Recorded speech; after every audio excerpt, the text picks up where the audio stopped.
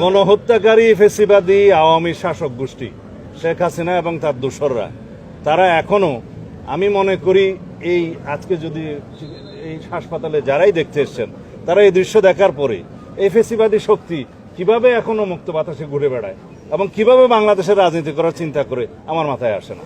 জনাব তারেক রহমান আমাদেরকে নির্দেশ দিয়েছেন এবং এই রোগীদের জন্য উনি তাৎক্ষণিকভাবে আমাদের কাছে 5 লক্ষ টাকা প্রেরণ করেছেন। আমরা সেটা আজকে এখনই আমাদের ডাক্তার রফিক সাহেব আছেন এখানে, স্বাস্থ্য উপদেষ্টা, স্বাস্থ্য সম্পাদক দলের, ওনার হাতে দিয়ে যাচ্ছি। উনি প্রত্যেকের কাছে যার যতটুকু প্রয়োজন উনি একটা বিতরণ করে যাবেন এখনই।